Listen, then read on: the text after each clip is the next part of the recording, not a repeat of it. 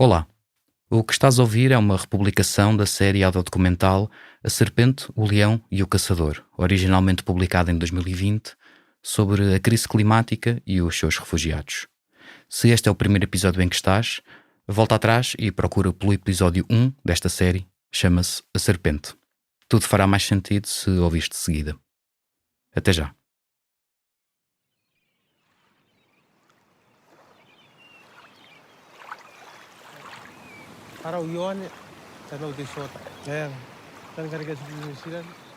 Com as ondas a baterem-lhe nos pés, Ioan Teitiota levanta o braço bem acima da cabeça e do muro que protege a sua casa para mostrar onde a água chega na maré alta. É um muro de pequenas pedras gastas pelas ondas que o separa do oceano. Ioan sente-se como alguém que foge de uma guerra. Aqueles que têm medo de morrer são iguais a mim, disse numa entrevista à BBC em 2015. Isto porque o país onde vive com uma mulher e 3 filhos poderá estar praticamente submerso em 2050. O Kiribati é formado por 33 minúsculas ilhas que espreitam pelo Oceano Pacífico. Pedaços estreitos e planos de terra que quase nunca se erguem mais de 2 metros acima da linha de água, a nordeste da Nova Zelândia e da Austrália. É difícil encontrar um lugar que fica mais de alguns minutos a pé da água. Em 2011, Ioan pediu à Nova Zelândia que o reconhecesse como o primeiro refugiado climático do mundo. Durante 4 anos, depois do seu visto no país expirar, tentou convencer os tribunais neozelandeses de que as inundações, a contaminação das águas e as tempestades cada vez mais frequentes devido à crise climática fizeram com que o seu país deixasse de ser seguro para viver. Sem sucesso. In my eyes, he's not a refugee, he's an overstay. We have a set of rules that say you have to stick to those rules, otherwise, basically the wheels fall off because everyone goes around the system. But I don't think in terms of claiming that he's a refugee based on climate change, that's a credible argument. Tal como o ex-primeiro-ministro neozelandês John Key, os tribunais consideraram que a história de Ioan Teitiota não se enquadrava no estatuto de refugiado. Ioan, a mulher, Angua Érica, e os 3 filhos já nascidos na Nova Zelândia foram deportados em 2015. Angua falou à Rádio New Zealand antes de entrar no avião que demoraria 15 a 19 horas e uma escala para percorrer os 5.000 km que separam a Nova Zelândia do pequeno arquipélago do Kiribati, ainda assim um dos países mais próximos. They said we are overstayers, but we are not. We are trying to find a better life for the kids.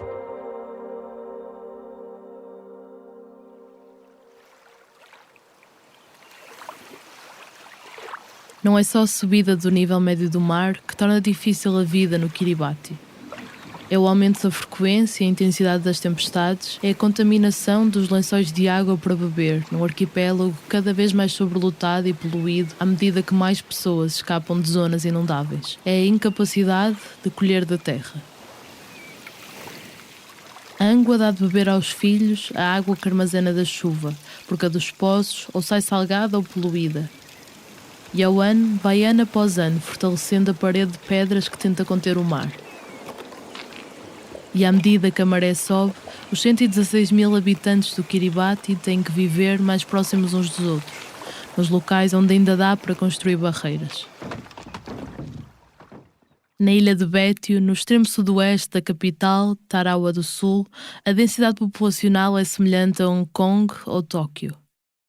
Sem mais sítio para onde fugir dentro do seu país, há vários anos que o governo do Kiribati atalha um plano de fuga dos seus habitantes para um terreno que já comprou nas Ilhas Fiji. Pois, embora o Kiribati saiba há pelo menos 3 décadas que será um dos primeiros países a ser dizimado pela crise climática, o seu governo e os restantes das pequenas ilhas do Pacífico pouca voz tiveram perante as grandes potências poluidoras. O último Fórum das Ilhas do Pacífico, em agosto de 2019, foi exemplo disso. Representantes das pequenas ilhas sentaram-se com os líderes das grandes economias australiana e neozelandesa e pediram maior ação para travar a crise climática. A Austrália disse-lhes que não. Scott Morrison returns home today, adamant Australia is not out of step with Pacific nations, despite his government appearing to stand isolated in its stance on climate change. Following a 12-hour leaders' retreat at the Pacific Islands Forum, the 18 member states failed to unconditionally agree to a declaration that calls for a rapid transition from coal and for countries to halt subsidising fossil fuels. É Nelly Sopuaga, primeiro-ministro do Tuvalu, uma pequena ilha no sul do Pacífico onde se realizou o fórum, esperava mais do encontro. And said, you are concerned about saving your economies or your situation in Australia. I'm concerned about saving my people in Tuvalu. As pequenas ilhas do Pacífico são das nações que menos contribuíram com a emissão de gases com efeito estufa para a atual crise climática. Ainda assim, são as primeiras a sofrer as suas consequências. Tal é o perigo de serem apagadas do mapa. Os seus habitantes terão de se juntar à longa lista de pessoas obrigadas a deixar as suas casas por causa do clima. Segundo um relatório de 2018 da Organização Internacional para as Migrações, mundialmente, 3 em cada 5 pessoas forçadas a migrar dentro do seu país eram vítimas de desastres climáticos, principalmente tempestades e inundações. Os conflitos armados fizeram 10,8 milhões de deslocados em todo o mundo. O clima, 17,2 milhões. Na última década, o clima foi ano após ano o principal fator de deslocamento interno. E embora poucos estejam imunes, são os países extremamente pobres que correm maior risco. 80% dos deslocados da última década vivem na Ásia, onde está 1/3 das pessoas mais pobres do planeta. Neste momento, o que as protege? Porque a crise climática não é ainda uma razão legal válida para pedirem asilo noutro país? Seja toda a gente bem-vinda ao Fumaça, eu sou a Margarida David Cardoso.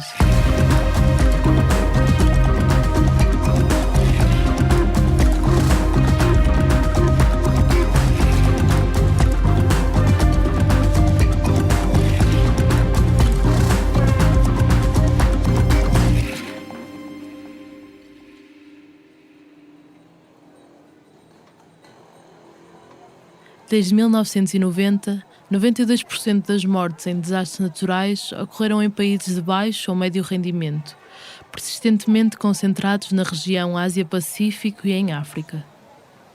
Os 3 megadesastres dos últimos 20 anos são exemplo disso. O sismo seguido de tsunami no Oceano Índico em 2004, o ciclone Nargis que varreu Myanmar em 2008, e o terremoto no Haiti, em 2010. From the South Pacific to Mozambique, to the Caribbean and beyond, I've seen the devastating and life-changing impact of the climate emergency on vulnerable communities. Disasters inflict horrendous suffering and can wipe out decades of development gains in an instant. Como o secretário-geral das Nações Unidas, António Guterres, tem referido várias vezes, em frente a líderes mundiais, os mais pobres e vulneráveis são os primeiros a sofrer e os mais atingidos pela crise climática. Têm menos capacidade económica para se adaptar ou se afastar das zonas de risco, de campos improdutivos, de regiões áridas ou que vão progressivamente sendo levadas pelo mar. Menos dinheiro para investir em programas de educação e prevenção, sistemas de alerta, respostas de emergência ou para aplicar regulamentos de construção em áreas de risco. Se nada mudar, sem cortes significativos nas emissões de gases com efeito de estufa e ação mais justa de desenvolvimento, cerca de 143 milhões de pessoas nas regiões da África subsaariana, Sul da Ásia e América Latina poderão ser forçadas a migrar dentro dos seus países nos próximos 30 anos. 143 milhões é o mesmo que dizer a população de Portugal, Espanha, França, Luxemburgo, Suíça e Bélgica toda junta. São 86 milhões de cidadãos da África subsaariana, 40 milhões do Sul da Ásia e 17 milhões da América Latina, segundo o mais pessimista dos 3 cenários estimados no relatório Groundswell de 2018 do Banco Mundial. Com a ação climática urgente, o número de deslocados seria 75% menor. As previsões do painel intergovernamental para as alterações climáticas, o grupo de cientistas da ONU que estuda a crise climática, não são melhores. Se conseguirmos limitar o aquecimento do planeta a 2 graus Celsius em relação ao período pré-industrial, o marco temporal mais usado pela comunidade científica, o nível das águas eventualmente ainda subirá vários metros, deixando submersas áreas onde hoje vivem 280 milhões de pessoas. Imaginemos uma pessoa forçada a deixar a sua casa.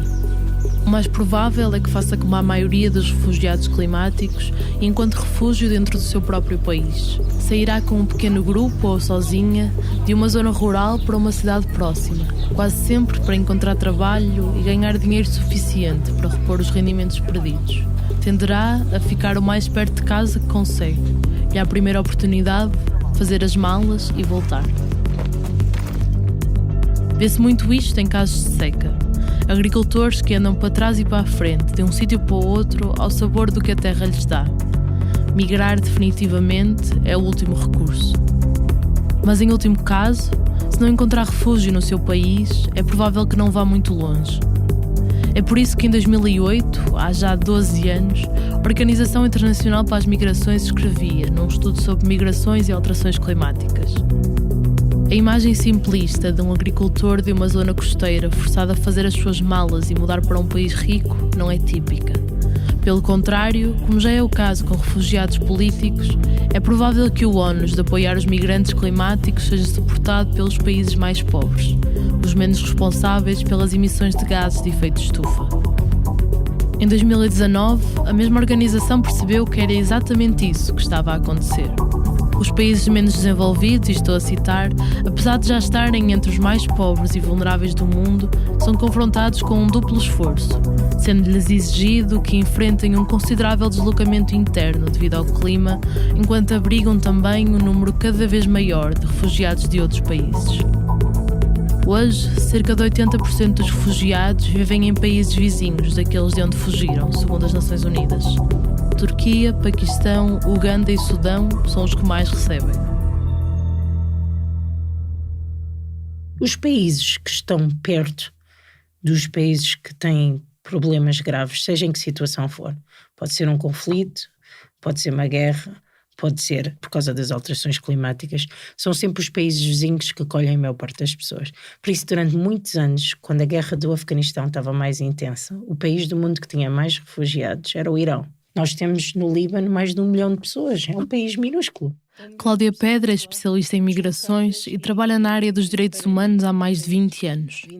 Foi diretora da Amnistia Internacional entre 2002 e 2008 e é há 7 anos diretora da Associação de Estudos Estratégicos Internacionais, onde tem investigado sobre tráfico de seres humanos. Com a migração a aumentar dentro e fora das fronteiras, a crise climática vai desafiar a capacidade de adaptação de muitas comunidades e sobrecarregar outras. Onde já existir desigualdades, dificuldades no acesso à água, comida, habitação, tudo será pior. E embora seja reconhecido que a curto prazo milhões de pessoas terão de se deslocar por causa do clima, pelas Nações Unidas, pela Organização Internacional para as Migrações, pela União Europeia, pelo painel intergovernamental para as alterações climáticas desde o seu primeiro relatório de avaliação em 1990, apesar disso, as alterações climáticas não são razões válidas na lei internacional para fugir e procurar refúgio. Falarmos em refugiados climáticos é falarmos de um conceito jurídico que, na verdade, não existe. Então, o que é que protege estas pessoas? Na verdade, só a legislação relativamente às migrações. Portanto, não existe uma legislação criada para refugiados climáticos. Aliás, usa-se muitas vezes essa determinação de refugiado climático, mas na verdade ela não existe. Ou seja, existe a questão de deslocados, migrantes, migrações por causa do clima, mas isso faz com que seja muito diferente, porque a proteção internacional é muito mais forte para as pessoas que pedem estatuto de refugiado do que para as migrações. As migrações estão sujeitas às definições de fronteira. Uma pessoa sai do seu país e só entra regularmente noutro se esse país a deixar. Ou seja, tem direito de sair do seu país, mas não lhe é garantido que possa entrar noutro. O caso só é diferente para aqueles a quem é reconhecido um estatuto de asilo, como explica Emmeline de Oliveira, especialista em direito das migrações. E isso só acontece a quem é perseguido em função da raça, nacionalidade, religião, pertence a um grupo social ou filiação ou por uma opinião política. São essas 5 razões. O que se tem feito muito hoje é, no termo pertencer a um grupo social, tentar se dar uma interpretação mais extensiva e encaixar outras proteções que não são previstas na Convenção de Genebra. Assinada em 1951, a Convenção de Genebra define os princípios da lei internacional sobre o tratamento humanitário em tempo de guerra, entre eles o que é e que direitos tem um refugiado. Estava inicialmente desenhada apenas para aqueles que necessitavam de asilo na sequência de acontecimentos anteriores a janeiro de 1951, mas um protocolo assinado em 67 removeu estes limites temporais. Emmeline de Oliveira, que é também investigadora de doutoramento na Universidade Nova de Lisboa sobre a securitização da migração na União Europeia, explica que uma lei de asilo portuguesa não é exceção e não inclui uma proteção para refugiados climáticos. A única brecha que lhes poderá conceder alguns direitos está no artigo 123 da Lei de Estrangeiros. Esta abre a possibilidade de se atribuir uma autorização de residência temporária por 2 anos por razões humanitárias, em casos que não encaixem na lei de asilo. A pessoa tem que provar que tem como se sustentar em Portugal e é, sublinha-se na lei, um regime excepcional. Estamos a falar de uma exceção, de uma proteção muito fraca e também muito discricionária, porque aqui, sendo muito aberto, também cabe ao decisor ver, caso a caso, se é um caso de proteção ou não. Enquanto, por exemplo, na lei de asilo, eu comprovo que sou perseguido por causa da minha filiação política, me é reconhecido o estatuto. No caso de uma pessoa, de um refugiado climático, ele tem que fazer prova pela lei de migração, e a lei de migração é diferente porque estamos a falar de migrantes econômicos, não são imigrantes forçados. Exato. Ou involuntários, seriam considerados migrantes voluntários, como se eles quisessem ter saído, como, por exemplo, um estudante ou uma pessoa que venha abrir uma empresa em Portugal. A diferença entre a proteção que é dada a alguém que chega como migrante ou ao abrigo da lei de asilo é enorme. Cláudia Pedra. Se for aceite, o refugiado tem imensos direitos. O Estatuto de Refugiado basicamente tem todos os direitos que um português teria, exceto o de votar. Além disso, quando se consegue ter este estatuto pleno de refugiado, ele é eterno. Ele só desaparece se a situação que levou à perseguição daquela pessoa desaparecer inteiramente. E muitas vezes não é o caso. Nós temos aqui cubanos que estão cá desde os anos 60, continuam a ser perseguidos. Um refugiado em Portugal tem direito a uma autorização de residência por 5 anos, que pode ser renovada caso a perseguição se mantenha. Ao fim desse período, já tendo 5 anos de residência regular no país, a pessoa pode candidatar-se à nacionalidade portuguesa. Quando uma pessoa é refugiada ou é beneficiária de uma proteção subsidiária, portanto, estamos a falar da lei de asilo, existe uma obrigação do Estado, uma vez reconhecida que aquela pessoa realmente, se voltar para o seu país, colocará em risco a sua vida ou a sua integridade física, existe uma obrigação do Estado em reconhecer o estatuto.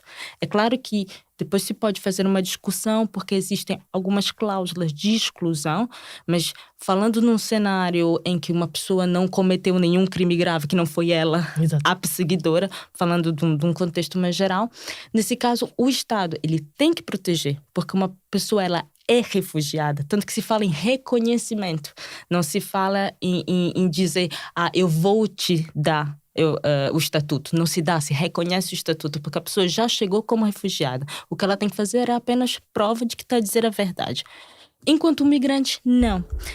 Não existe um direito à imigração. Não existe um direito a entrar no outro território. Quando se fala de refugiados climáticos, está-se a usar a palavra refugiado. Não se está a falar nem de proteção humanitária, nem se está a falar de deslocações. A Organização Internacional das Migrações tem optado pelo conceito de deslocados climáticos, conceito vazio de qualquer proteção prática, precisamente porque, diz Cláudia Pedra, ser refugiado implica um maior número de proteções. Neste momento, para além de lhe poder ser recusada a entrada no país de refúgio, quase nada protege um refugiado climático de ser devolvido ao país de onde fugiu. Esse que é o princípio basilar do Estatuto de Refugiado. Digo quase porque no final de janeiro, uma deliberação histórica da Comissão de Direitos Humanos das Nações Unidas, no seguimento do caso de Owanta Itiota do Kiribati, afirmou que é ilegal, à luz da lei internacional, que os governos devolvam pessoas a países onde as suas vidas podem ser ameaçadas pela crise climática. Os que o fizerem estarão a violar o Pacto Internacional dos Direitos Civis e Políticos de 1966, ratificado por 173 países, incluindo todos os Estados da União Europeia. Vários juristas e organizações não governamentais acreditam que esta decisão pode abrir um precedente legal e influenciar decisões futuras. Os refugiados climáticos são quase invisíveis no sistema internacional. Nenhuma instituição é responsável por recolher e organizar os seus dados e muito menos fornecer serviços básicos. Incapazes de provar perseguição política no seu país de origem, caem nas brechas da lei de asilo, à procura da exceção em que o seu caso se aplique. Mas há outras razões por que o termo refugiado climático é problemático. O estatuto de refugiado pressupõe, antes de tudo, que a pessoa é perseguida pelo governo do seu país, ou este não é capaz de a proteger da perseguição de que é alvo. Por isso, tem que escapar. É sempre uma proteção num país terceiro. Ora, para a maioria dos deslocados climáticos, isto não se aplica, porque não chegaram a sair do seu país, deslocaram-se internamente. O conceito de refugiado tende ainda a implicar um direito de retorno ao sítio de onde fugiram, o que não se pode aplicar em muitos cenários de alterações climáticas, como no desaparecimento de zonas costeiras ou pequenas ilhas. E vários investigadores argumentam que é muitas vezes difícil estabelecer uma relação entre as alterações climáticas e o facto das pessoas terem de abandonar as suas casas, que as relações causais são difíceis de estabelecer.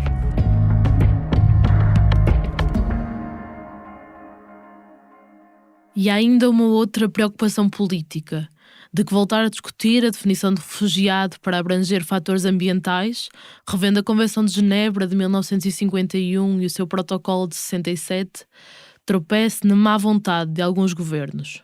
Em tempos de aumento de extrema-direita, terrorismo, criminalidade grave, se sentarmos verdadeiramente todos os estados para discutir e tentar reformar a Convenção de Genebra, há muito mais possibilidades de que venham a ser reduzidos o âmbito de proteção do que venha a ser alargado.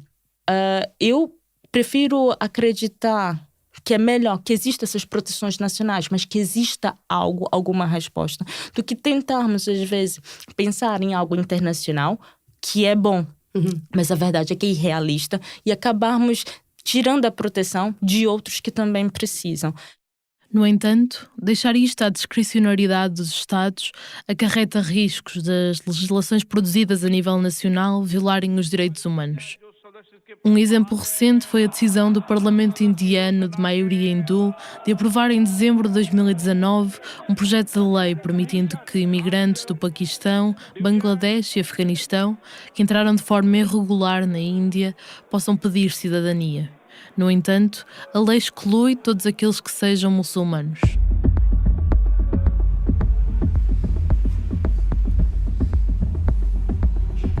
Em 2018, 152 países membros das Nações Unidas adotaram um pacto global para a migração, o primeiro acordo que estabelece uma série de compromissos por parte dos governos para uma migração segura, ordenada e regular.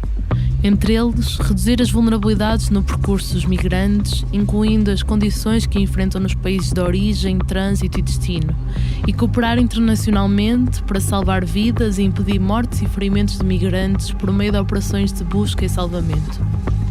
Esta foi também a primeira vez que um documento de política à escala global reconheceu a existência de migrantes climáticos, não confundir com refugiados climáticos. O acordo foi visto como um passo importante, ainda assim limitado. Além de não ser juridicamente vinculativo, não foi adotado por alguns dos países responsáveis por violações de direitos dos imigrantes. Estados Unidos da América, Hungria, Israel, Polónia e República Checa votaram contra. Argélia, Austrália, Áustria, Bulgária, Chile, Itália, Letónia, Líbia, Liechtenstein, Roménia, Singapura e Suíça abstiveram-se. 4 países estiveram ausentes da votação.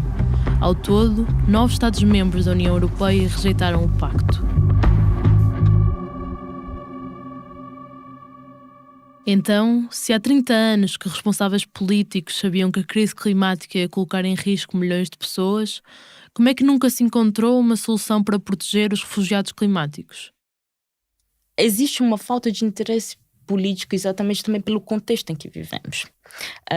Quando falamos em liberdade de entrada, porque na verdade o asilo, se considerarmos realmente refugiados climáticos como refugiados, seria um direito a entrar num outro território porque eu preciso de proteção. Seria em poucas palavras e fáceis palavras dessa forma.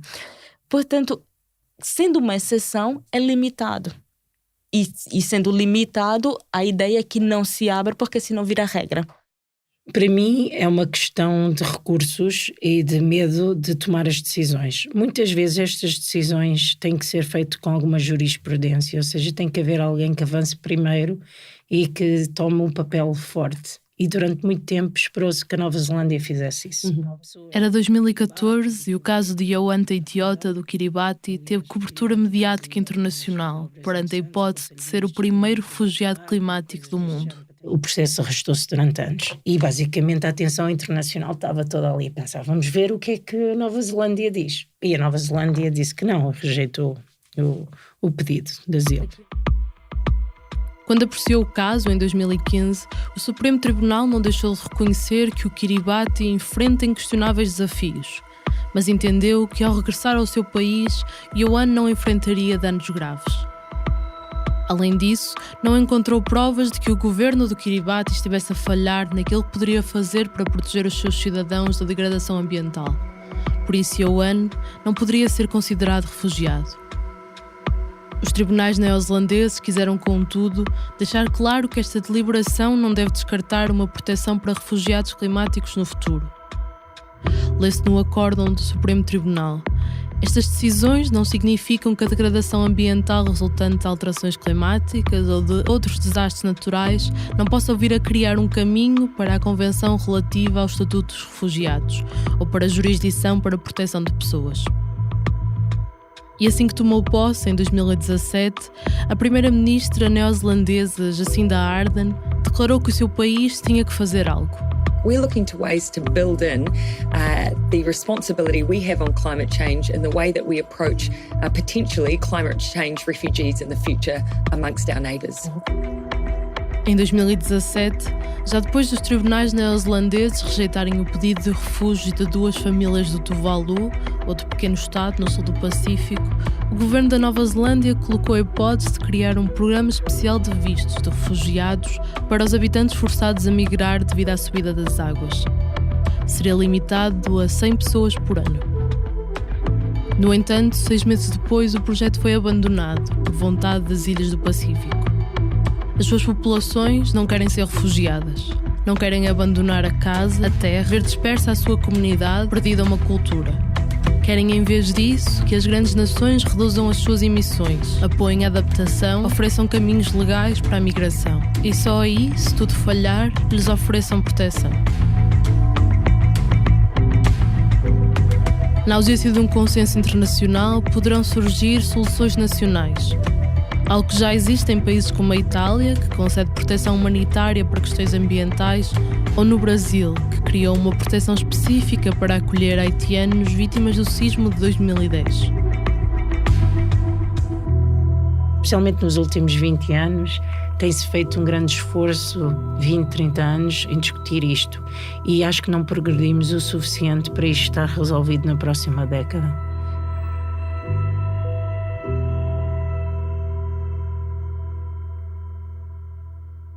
Cláudia Pedra e Emelinda Oliveira falam de procedimentos com vários anos, em que há erros, imprecisões, vazios legais que continuam sem resolução.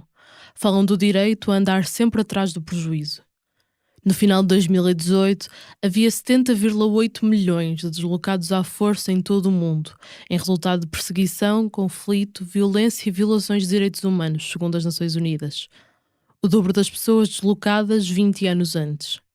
Aqui inclui-se o período de maior circulação de refugiados na Europa desde a Segunda Guerra Mundial, durante o qual a União Europeia assinou vários acordos, incluindo com a Turquia e a Líbia, para travar a chegada de refugiados. Vários países, como Itália e Malta, fecharam os seus portos ao salvamento de migrantes. Como será então, em 30 anos, quando o número de deslocados for muito maior e quando essas pessoas precisarem de apoio por tempo indeterminado?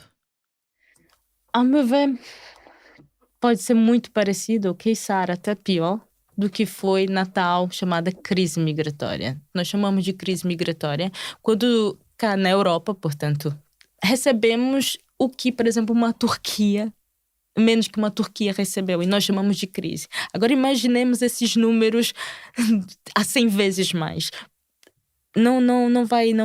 Penso que primeiro cria uma instabilidade política sem precedentes. E a verdade é que os políticos precisam de aceitação política. E uma vez que a própria sociedade não queira receber, já é um passo para que não haja consenso político para se discutir. Depois, e nesse caso, não sendo tão falaciosa, mas talvez mais realista, é a própria capacidade de cada Estado em ter recursos para receber. Enquanto a da lei de estrangeiros deve fazer prova que tem como se sustentar, o do Estatuto do Refugiado não precisa. Na verdade, ele vai receber ajuda num período de adaptação, que cá em Portugal costuma ser de um ano e meio.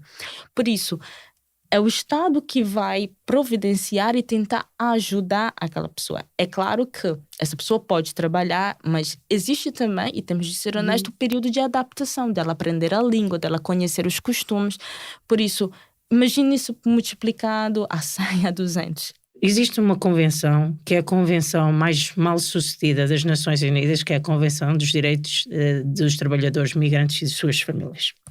Essa convenção entrou em vigor, mas só nós olharmos para quem ratificou a convenção, são só países em vias de desenvolvimento. Não existem países desenvolvidos a ratificar. Não existem países receptores de migrantes a ratificar aquela convenção. Quer dizer, a história desta convenção mostra bem como é difícil para as pessoas lidar com as migrações e com os Estados lidarem com as migrações. Portanto, quanto mais tomar uma posição firme e criar um estatuto de refugiado climático e ter que criar condições para 100 milhões de pessoas, ou 200 milhões de pessoas, ou 250 milhões de pessoas a encontrarem locais. É complicado. A história dos refugiados climáticos é um espelho da relação de forças entre o Norte e o Sul, entre o Ocidente e o Oriente, desde que assim dividimos o mundo. Um duelo em que os mais fracos perdem sempre, como as pequenas ilhas do Pacífico, as que menos contribuíram para um problema que fará delas as primeiras vítimas. Apesar de o saberem há décadas, nada conseguiram fazer para o evitar. Porquê? Quando os líderes mundiais se sentaram ano após ano à mesa da Conferência do Clima das Nações Unidas, onde estava a voz dos mais pequenos, quem decidiu por eles. No próximo episódio... Stockholm, Sweden, June 12, 1972.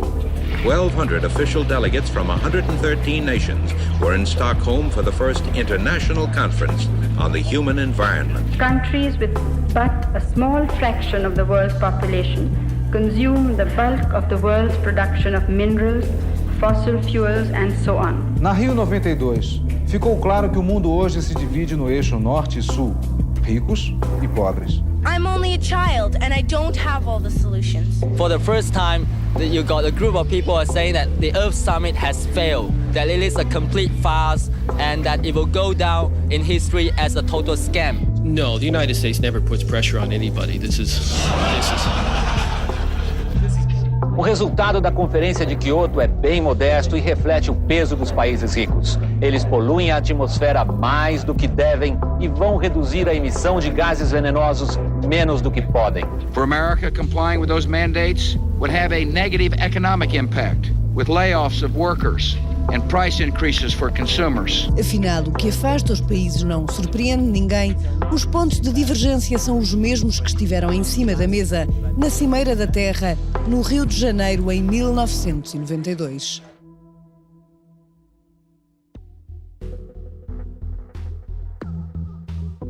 Este episódio foi escrito pela Margarida David Cardoso. O Ricardo Esteves Ribeiro fez a edição. Eu, Bernardo Afonso, fiz a banda sonora original, edição de som e sound design. Ouvimos certos de trabalhos jornalísticos da BBC, Stuff, Radio New Zealand, Sky News, ABC e CNN. Fazem ainda parte da equipa Fumaça, Ana Freitas, Frederico Raposo, Joana Batista, Maria Almeida, Moutafes, Pedro Miguel Santos, Sofia Rocha e Tomás Pinho.